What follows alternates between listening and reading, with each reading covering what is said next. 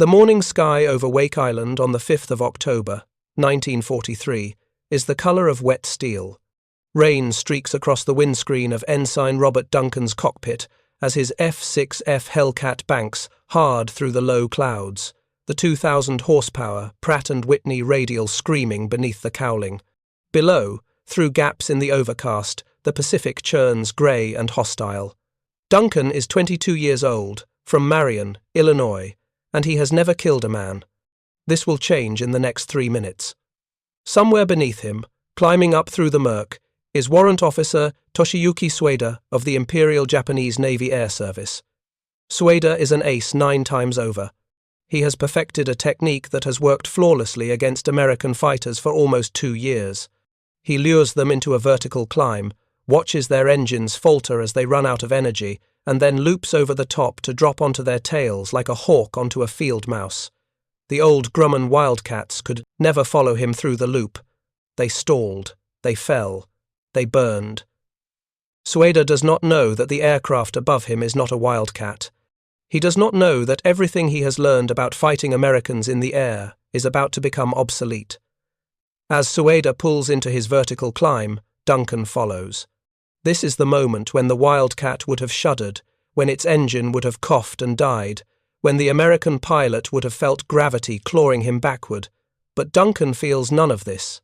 His Hellcat climbs, and climbs, and keeps climbing. The airspeed indicator drops, but the engine holds. The plane does not stall. At the top of his loop, Sueda rolls over and looks down, expecting to see a falling American. Instead, he sees Robert Duncan's gun sight. If you're enjoying this deep dive into the story, hit the subscribe button and let us know in the comments from where in the world you are watching from today. 650 caliber Browning machine guns pour 200 rounds per second into Sueda's Zero.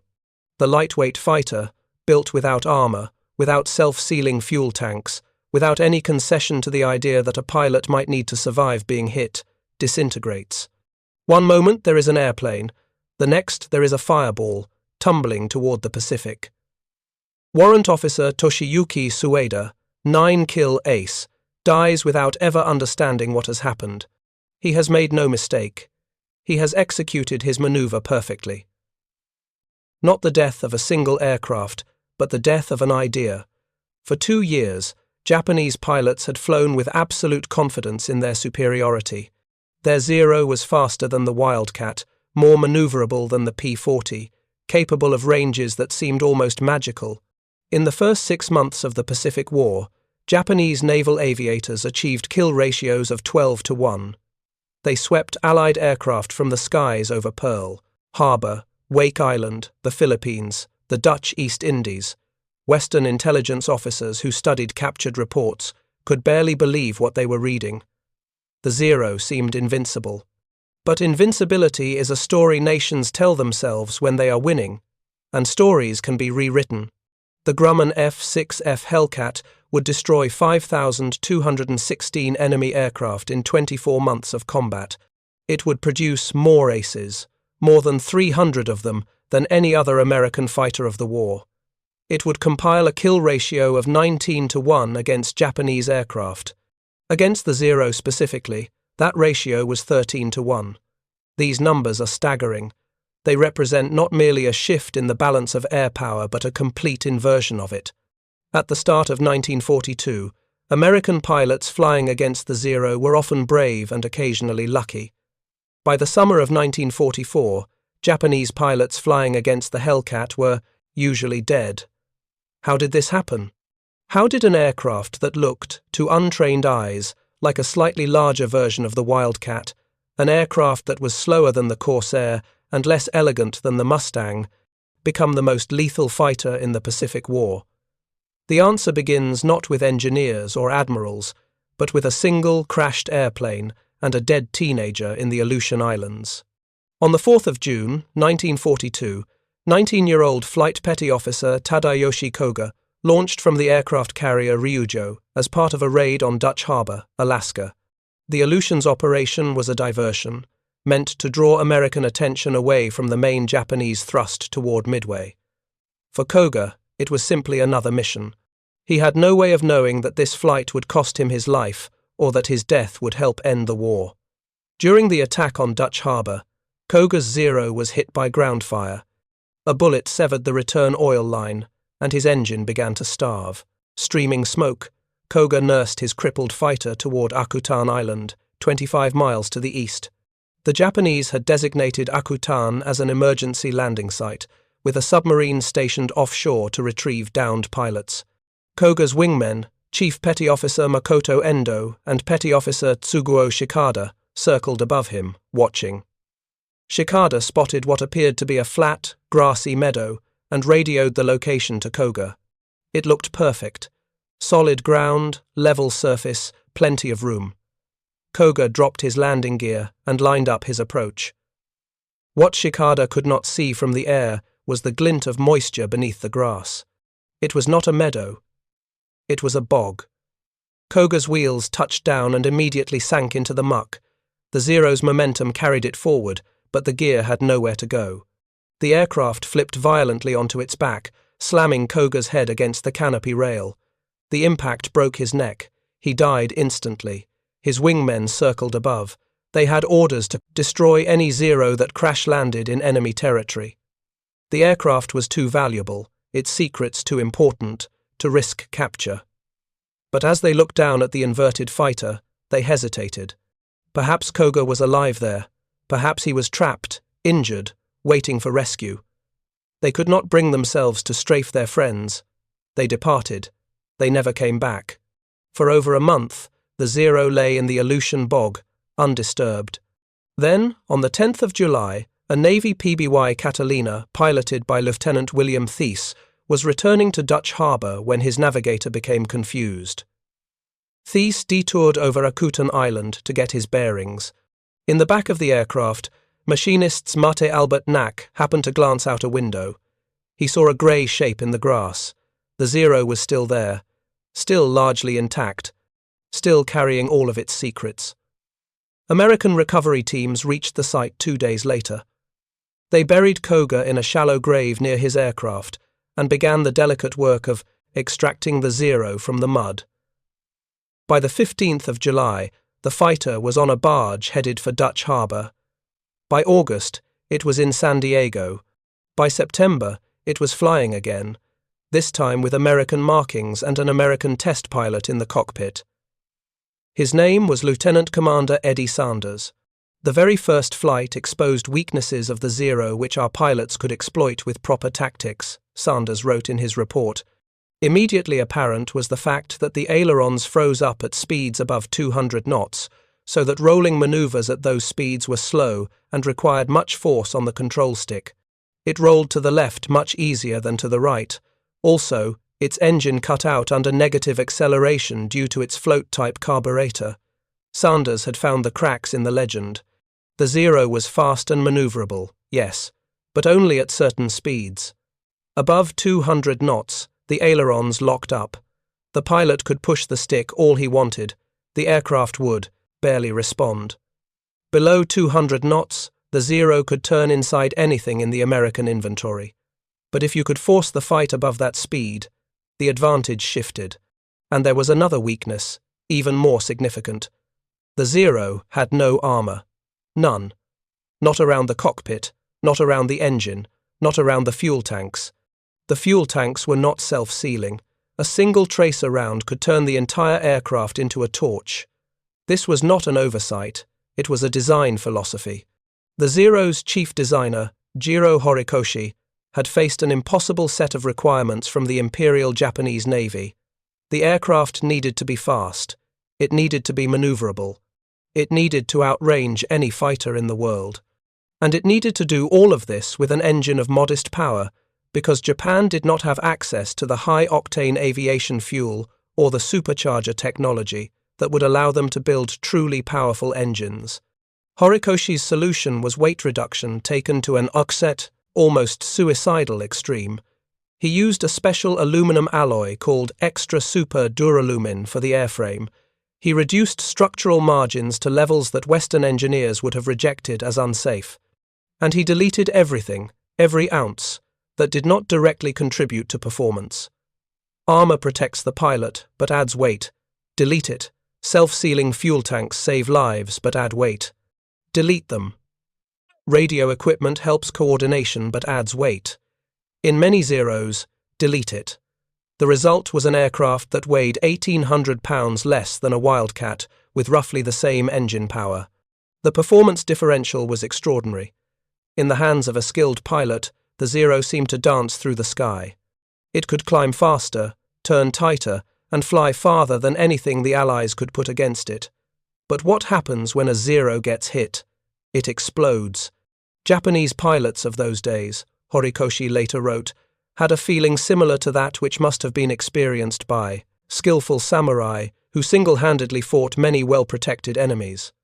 This was the ethos of the Imperial Japanese Navy Air Service in 1941. Attack, attack, attack. Defense was for cowards. Armor was for men who expected to be hit. A true warrior pilot would not be hit. He would be too fast, too skilled, too dedicated to the spirit of the offensive. For 6 months, this philosophy appeared vindicated. Japanese naval aviators swept everything before them. At Pearl Harbor, at Wake Island, in the Philippines and the Dutch East Indies, the Zero established itself as the dominant fighter in the Pacific. Western pilots who survived encounters with it reported an aircraft of almost mythical capability. Some American intelligence officers believed these reports were exaggerated. They were not. The Zero was genuinely superior to every Allied fighter it faced in the first year of the war. But the first year was not the last year. And the philosophy that made the Zero supreme in attack would make it helpless in defense. By the spring of 1942, several American institutions were working, largely independently, on the same problem: how to beat the Zero. At Grumman Aircraft on Long Island, engineers had been designing a replacement for the Wildcat since before the war. The initial concept, designated F6F was powered by a Wright R2600 engine and promised modest improvements in performance. It was better than the Wildcat. It was not better than the Zero. Then, in late April 1942, a visitor arrived at the Grumman plant. His name was Lieutenant Commander Edward Henry O'Hare, and he was famous. 2 months earlier, flying a Wildcat off the carrier Lexington, O'Hare had single-handedly attacked a formation of 9 Japanese bombers, shooting down 5 of them and damaging a 6th. It was one of the most celebrated air combat actions of the early war, and O'Hare had received the Medal of Honor for it. Now Grumman's designers wanted to know what O'Hare thought about their new fighter. He thought it needed more power. "You can't hit them if you can't see them," O'Hare told the engineers, channeling guidance from Lieutenant Commander A.M. Jackson of the Bureau of Aeronautics. "And you can't catch them if you can't climb." The day before, while receiving his Medal of Honor from President Roosevelt, O'Hare had been asked what the Navy needed in a new fighter. His answer was immediate: something that would go upstairs faster. Grumman listened.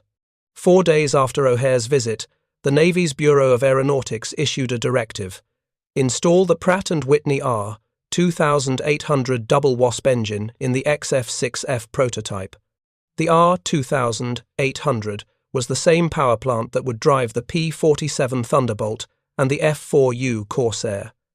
It produced 2,000 horsepower, nearly 300 more than the Wright engine originally planned. The Grumman engineers redesigned the airframe to handle the increased power. They strengthened the structure. They moved the cockpit higher for better visibility. They added 212 pounds of armor plating around the pilot, the oil tank, and the oil cooler. They installed a bullet-resistant windscreen. They included a self-sealing fuel tank.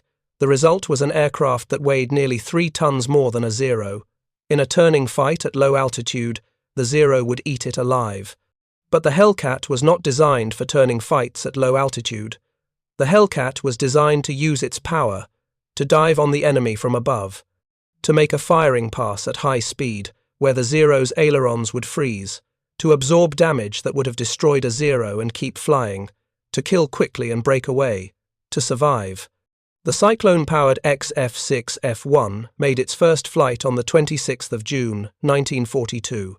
A month later, The double Wasp-powered F6F flew for the first time. By October, production aircraft were rolling off the assembly line at Grumman's Bethpage plant. By February 1943, the first Hellcats were reaching operational squadrons. Grumman would build over 12,000 of them. At peak production, a new Hellcat came off the line every hour, around the clock. This was not just a better airplane.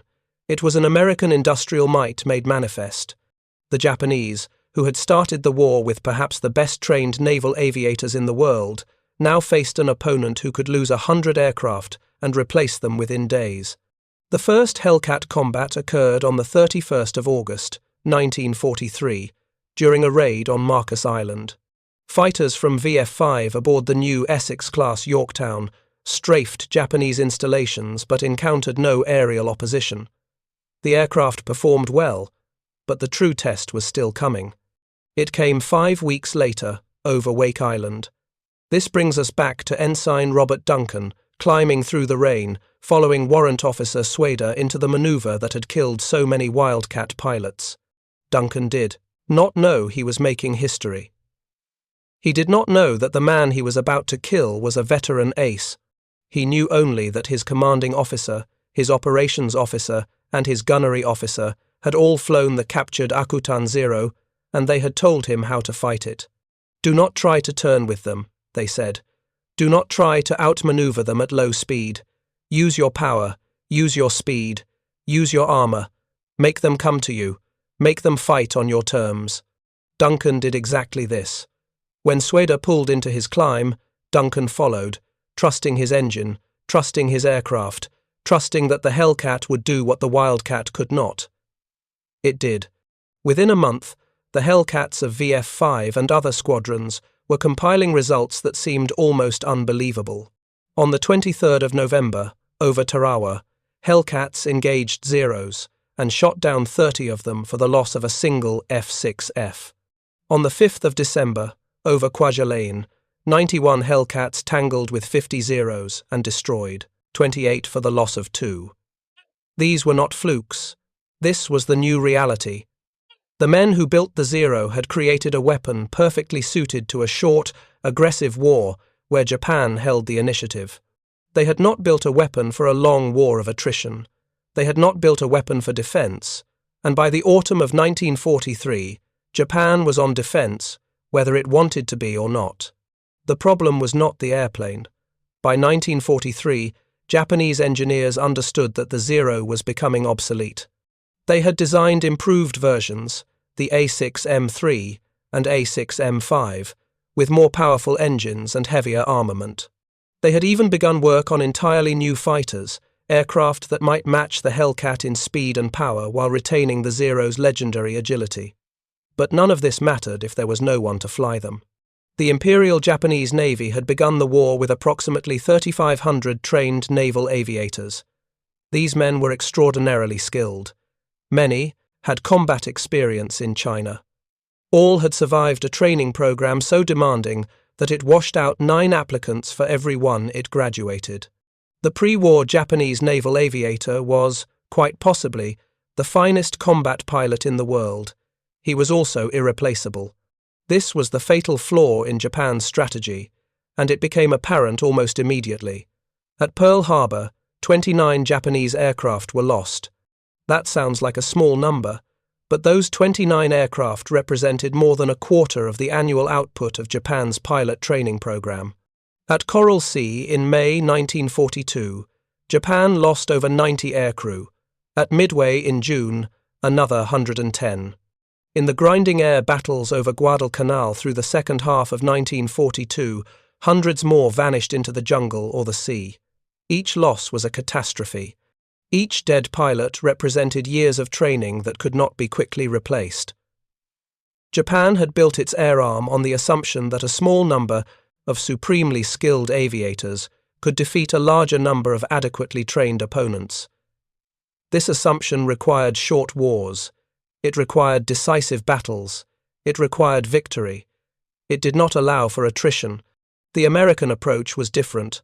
Where Japan created masters, America created journeymen.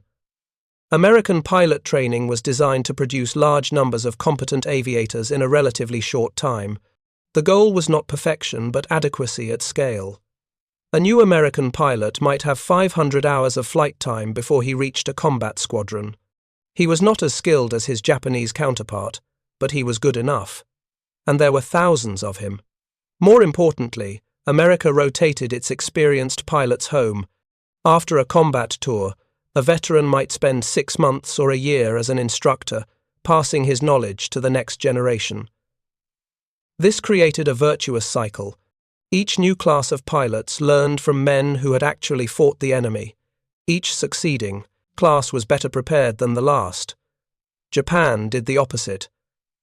Japanese aces stayed at the front until they were killed. Their expertise died with them.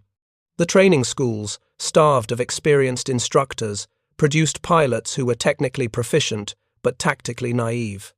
These men flew to the front and were slaughtered by Americans who had learned from veterans. The cycle repeated, each iteration worse than the last. By 1943, American pilots began to notice a change in their opponents. The early War Zero pilots had been terrifying, aggressive, and unpredictable. The mid-war pilots were merely dangerous. The late-war pilots were often tentative, hesitant, clearly uncertain of themselves and their aircraft. Allied pilots spoke of Japanese aviators who made elementary mistakes, who failed to check their tails, who held formation too rigidly, who flew into obvious traps. The samurai were dying, and boys were taking their places. Japan responded by accelerating, training and reducing standards. In 1941, a Japanese naval aviator received several years of instruction and accumulated well over 700 hours of flight time before being deemed combat ready. By 1944, that number had fallen to under 300 hours. By 1945, some pilots were being sent to combat units with less than 100 hours, barely enough to take off and land safely. These men were not being trained to fight. They were being trained to die. The shortage extended beyond pilots to every aspect of Japanese aviation. Maintenance crews lacked spare parts. Ground crews lacked proper equipment. Fuel supplies dwindled as American submarines savaged the tanker fleet, bringing oil from the conquered southern territories. By late 1944, Japanese training aircraft were sometimes grounded for lack of aviation gasoline. Pilots sat idle while their skills eroded, then were rushed to the front when casualties mounted.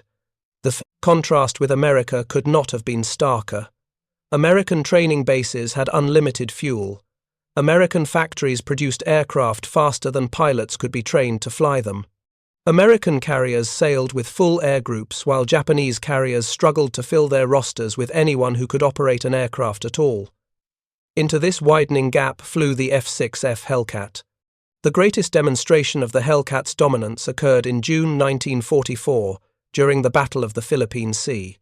The United States had invaded Saipan in the Mariana Islands, and Japan had decided to commit its remaining carrier forces to stop them. This would be the decisive battle that Japanese strategy had always anticipated. The mobile fleet, under Vice Admiral Jisaburo Ozawa, would sortie with 9 carriers and over 400 aircraft. They would destroy the American invasion force, halt the American advance, and restore Japan's position in the Pacific. It did not work out that way. Task Force 58, under Vice Admiral Mark Mitcher, waited for them with 15 carriers and nearly 900 aircraft. The American pilots were veterans, many with dozens of combat missions. The American aircraft were F6F Hellcats, TBF Avengers, SB-2C Helldivers. The American ships had radar that could detect incoming aircraft at over 100 miles. The Japanese pilots, by contrast, were largely green. Many had been rushed through abbreviated training programs. Some had never practiced carrier landings before being assigned to Ozawa's fleet. They flew Zeros, Judys, Jills, aircraft that had been adequate in 1942, but were now clearly outclassed. They also had one theoretical advantage: range. Japanese carrier aircraft could strike from greater distances than their American counterparts. Ozawa planned to launch his strikes from beyond American reach, recover his aircraft on the carriers, or at island bases in the Marianas, refuel, and strike again. He would shuttle his planes back and forth, hitting the Americans repeatedly while keeping his carriers safe. It was a reasonable plan. It required only one thing to succeed: that the Japanese aircraft actually reach their targets. On the morning of June 19, 1944, Ozawa launched his first strike. 69 aircraft headed for the American fleet. They were detected by radar at nearly 150 miles. Mitscher had time.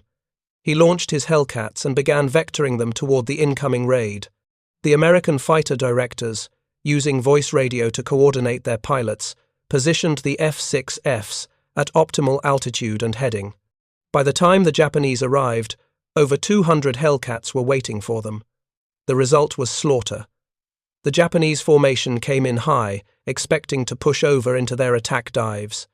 The Hellcats met them head-on, pouring 6 streams of .50 caliber fire into aircraft that had no armor, no protection, and no chance. Zeros exploded. Judies tumbled out of control. The survivors scattered, their formation broken, their attack aborted. Of the 69 aircraft in the first raid, 42 were shot down. Ozawa launched a second raid, 128 aircraft. The Hellcats were waiting again. The Japanese pilots, many of them on their first combat mission, flew into a wall of fire. 97 were destroyed. A third raid, 47 aircraft. Most failed to find the American fleet at all. Those that did were shot down or driven off. A fourth raid, 82 aircraft. Given incorrect position data for the American carriers, they milled around the sky looking for targets that were not there. Some headed for Guam to refuel. 27 Hellcats caught them over Orote Field as they were trying to land. 30 were shot down. The rest were so badly damaged they never flew again. Aboard the carrier, Lexington, a pilot climbed out of his Hellcat and was heard to remark, "Hell, this is like an old-time turkey. Shoot." The name stuck. June 19th, 1944. Became known as the Great Marianas Turkey Shoot. In a single day, Japan lost over 350 carrier aircraft and their crews. The Americans lost 23 Hellcats in air-to-air combat. The numbers beggar belief. A kill ratio of 15-1. In one engagement, against an enemy who had come seeking a decisive battle and found only annihilation. If you find this story engaging, please take a moment to subscribe and enable notifications. It helps us continue producing in-depth content like this. What happened over the Philippine Sea was not a battle. It was an execution. Japanese pilots with 100 hours of flight time flew against Americans with 500. Japanese aircraft designed for attack faced American aircraft designed for survival. Japanese tactics developed for a short war met American tactics developed for a long one. Everything the Japanese had believed about air combat, every assumption that had guided their training and their aircraft design, was proven catastrophically wrong. The zero-pilot philosophy of attack, without armor, skill without protection, required pilots who were genuinely superior to their opponents. It could not survive parity, much less inferiority. When Japanese pilots were the best in the world, flying without armor was aggressive. When Japanese pilots were hastily trained replacements, flying without armor was suicide. The Hellcat, by contrast, was designed for exactly this kind of war. It was designed for pilots who were good but not perfect. It was designed to absorb punishment and keep flying.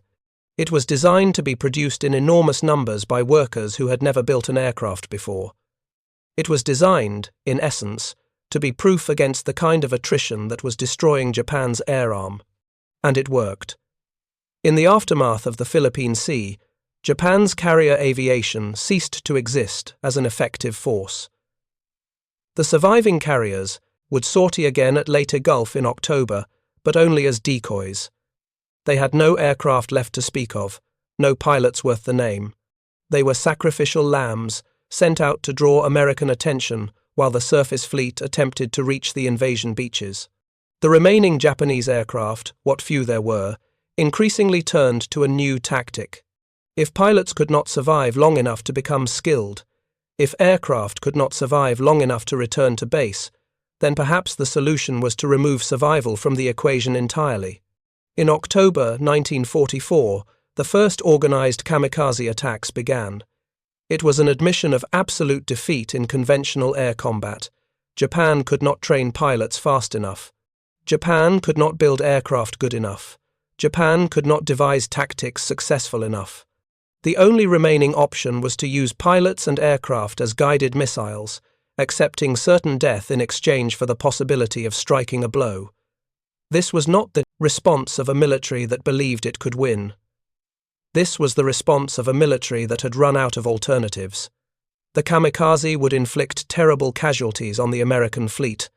They would sink escort carriers and destroyers, damage battleships and cruisers, kill thousands of sailors. They would horrify Americans with their fanaticism and their disregard for life. But they would not change the outcome of the war. By the time the kamikazes arrived, the Hellcat had already decided on it. Commander David McCampbell was not the most naturally gifted pilot in the United States Navy. He had graduated from Annapolis in 1933, near the bottom of his class, and had been discharged during the Depression when the Navy was cutting personnel. He had returned to service, earned his wings, and been assigned as a landing signal officer, the man who guides aircraft onto carrier decks. He survived the sinking of the carrier Wasp off Guadalcanal in September 1942, and spent the next year training other LSOs in Florida. He was not, in other words, on the fast track to glory. In September 1943, McCampbell took command of Fighting Squadron 15. In February 1944, he became commander of Air Group 15 aboard the carrier Essex. Over the next 6 months, his air group would destroy more enemy aircraft than any other in the Pacific War. 315 in the air, 348 on the ground. McCampbell personally accounted for 34 of those aerial victories. He became the Navy's all-time leading ace, and he did it all in the F6F Hellcat. His most extraordinary mission occurred on October 24, 1944, the opening day of the Battle of Leyte Gulf. McCampbell's Hellcat was only partially fueled when radar detected a large formation of Japanese aircraft heading for the carrier task force. There was no time to top off the tanks. McCampbell launched with 6 other Hellcats, told 5 of them to go after the enemy bombers, and headed for the fighter escort with only his wingman, Ensign Roy Rushing. There were approximately 40 Japanese fighters. For 90 minutes, McCampbell and Rushing worked through the formation, making pass after pass, shooting down aircraft one by one. McCampbell would pick a target, tell Rushing which one he was taking, dive, fire, pull out, climb, and do it again. He was methodical, almost mechanical, exploiting the Hellcat's speed and dive performance to control every engagement. The Japanese fighters milled and scattered, unable to coordinate, unable to catch the Americans in a turning fight, unable to do anything but wait to be killed. When it was over, McCampbell had shot down 9 aircraft, 7 Zeros and 2 Oscars. Rushing had gotten 6 more. Between them, 2 Hellcats had destroyed 15 enemy fighters and completely broken up the attack on the carrier force. McCampbell landed on the Langley, because Essex's deck was not clear. When the plane handlers reached his Hellcat, they found that his 6 machine guns had 2 rounds of ammunition remaining. The fuel tanks were so empty that the aircraft had to be manually pushed out of the arresting gear. He had emptied the airplane, destroying the enemy. There was nothing left. McCampbell received the Medal of Honor for this action and for his earlier performance during the Great Marianas Turkey Shoot, where he had shot down 7 aircraft in a single day. He was the only fast carrier task force aviator to receive the nation's highest decoration during the war. The citation speaks of conspicuous gallantry and intrepidity. It describes McCampbell fighting desperately but with superb skill against overwhelming air power. It credits his great personal valor and indomitable spirit of aggression. All of this is true. McCampbell was an exceptional pilot and a superb tactician. His hands, as one wingman put it, were magic. But there is something the citation does not say, something that McCampbell himself understood clearly. He could not have done what he did in any other aircraft. The Hellcat, McCampbell wrote later, was an outstanding fighter plane. It performed well, was easy to fly, and was a stable gun platform. But what I really remember most was that it was rugged and easy to maintain. Rugged. That was the key. Japanese aircraft were designed by engineers who assumed that pilots would not be hit. American aircraft were designed by engineers who assumed they would. The Hellcat had armor around the pilot. It had armor around the oil system. It had a bullet-resistant windscreen. It had self-sealing fuel tanks that swelled shut around bullet holes, instead of leaking aviation gasoline all over the cockpit. A Hellcat could absorb dozens of hits and keep flying. Pilots returned from combat with their aircraft riddled with holes, hydraulic lines severed, control surfaces shredded, and landed safely. The airplane that McCampbell flew home on 2 rounds, and fumes had probably taken hits during those 90 minutes of combat. It didn't matter. The Hellcat could take it. The Zero could not. This was the fundamental asymmetry that decided the Pacific Air War. The Zero was built to win quickly. The Hellcat was built to survive. In a short war, the Zero philosophy might have prevailed. In a long war, survival was everything. Japan lost the air war not because its pilots were cowards or its aircraft were worthless. Japan lost the air war because it could not sustain the losses. Every pilot killed was months or years of training destroyed. Every aircraft shot down was aluminum and engines and instruments that the Japanese industry struggled to replace. The Americans could lose aircraft by the hundred and scarcely notice. The Japanese could not lose them at all. The Hellcat was the instrument of this attrition. It was the machine that turned Japanese advantages into irrelevancies. Speed? The Hellcat was fast enough, and it could dive faster. Maneuverability? The Hellcat didn't need to outturn the Zero. It just needed to avoid fighting at slow speeds. Range? The Americans had conquered island bases all across the Pacific. They didn't need fighters that could fly 1,000 miles. What the Americans needed was an aircraft that could be built quickly, learned quickly, maintained easily, and flown home after taking damage that would have destroyed a Zero. The Hellcat was all of these things. It was not the best fighter of the war in any single category. It was simply the best fighter for the war America was fighting. Over 12,000 were built in just over 2 years. 307 Navy pilots became aces flying it. It accounted for 75% of all Navy air-to-air victories. It destroyed Japanese naval aviation so completely that by the end of 1944, the only Japanese aircraft reaching American carriers were piloted by men who intended to die. And, through all of this, the Zero remained essentially unchanged. Japan produced improved versions. The A6M5 with thicker wing skins for faster dives, the A6M5B with a fire extinguisher and armor-glass windscreen. But these were incremental improvements to a fundamentally flawed design. The Zero could not be made heavy enough to survive and still fly. Its engine was not powerful enough to carry armor and self-sealing tanks and the additional fuel to maintain its range. Horikoshi and his team had squeezed every ounce of performance from their design before the war began. There was nothing left to give. Japan's planned replacement fighters arrived too late and in too few numbers to matter. The Kawanishi N-1K Shiden, a formidable aircraft with armor and self-sealing tanks, did not reach combat units until late 1944. The Mitsubishi A-7M Reppu, meant to replace the Zero, never entered production at all. Japan's aircraft industry, battered by bombing and starved of materials, could not produce new designs in quantity, even as the old designs became death traps. The irony is profound. The Zero was designed to win by attacking. It won its greatest victories in 1941 and early 1942, when Japan held the initiative and could dictate the terms of engagement. But the very qualities that made it supreme on the attack made it hopeless on the defense. When America seized the initiative, when American carriers brought the war to Japanese-held islands, the Zero's lack of protection became fatal. Japanese pilots had mocked the Hellcat's appearance. They called it fat, ungainly, slow. They compared it unfavorably to the sleek Zero, the ballerina to the boxer. They were not wrong about the aesthetics. The Hellcat was stubby and blunt-nosed and graceless, but it could take a punch. And in a long war, the ability to take a punch mattered more than the ability to dance. The men who flew the Zero in 1941 had been confident, even arrogant. They believed their aircraft was superior, their training was superior, their spirit was superior. For 6 months, they were right. Then the Hellcat arrived, and everything they believed was proven wrong. The transition was brutally fast. In September 1943, the Hellcat entered combat. By June 1944, Japanese carrier aviation was destroyed.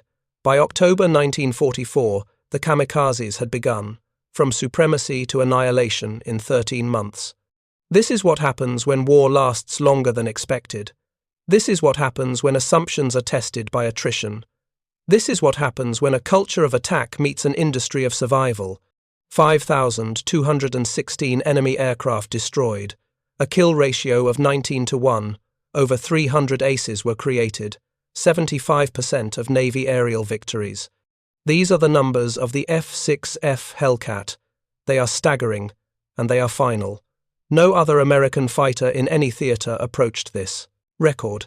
The Mustang was faster, the Corsair was more glamorous, the Lightning had greater range, but the Hellcat killed more enemies than any of them. Warrant Officer Toshiyuki Sueda died over Wake Island on October 5, 1943, killed by a maneuver that had always worked before. He was the first, but he was far from the last.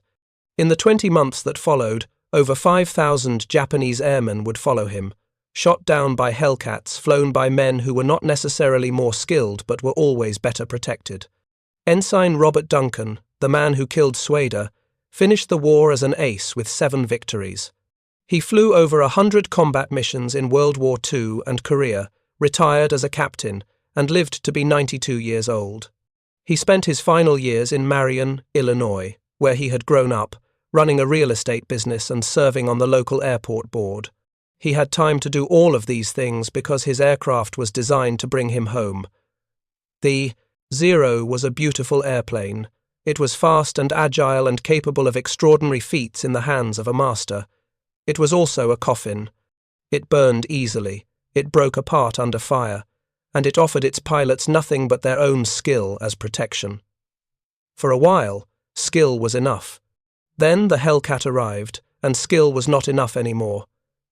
The Pacific Air War was decided not by individual heroism, though there was plenty of that, and not by superior tactics, though those mattered too.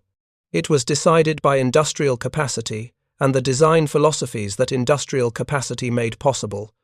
America could afford to build aircraft with armor and self-sealing tanks and still produce them by the thousand. Japan could not. This is the lesson of the Hellcat and the Zero. It is a lesson about what happens when a nation builds for a short war and gets a long one. It is a lesson about the difference between offense and defense, between attack and survival, between the warrior who never expects to be hit and the soldier who plans for it. Commander David McCampbell shot down 34 enemy aircraft. Warrant Officer Toshiyuki Sueda shot down 9. McCampbell lived to be 86 years old. Sueda did not survive his 10th combat. The Hellcat did not just defeat the Zero, it rendered the entire philosophy behind the Zero obsolete. It proved that in a modern air war, fought over years instead of months, with thousands of pilots instead of hundreds, the ability to survive mattered more than the ability to maneuver. The Japanese learned this lesson over the Philippine Sea, over Leyte Gulf, over Iwo Jima and Okinawa. They learned it the hardest way possible, by dying. And when they had no more pilots left who knew how to fight, they sent pilots who knew only how to crash. That was the legacy of the Zero. That was the cost of building for victory instead of survival. The Hellcat's legacy was different. It was 307 aces who came home. It was a carrier aviation arm that dominated the Pacific. It was a kill ratio so lopsided that it barely seems credible, 19-1. That is what happens when you build an airplane for the war you are actually fighting instead of the war you hoped to fight. Thank you for reading. For more detailed historical breakdowns, check out the other videos on your screen now, and don't forget to subscribe.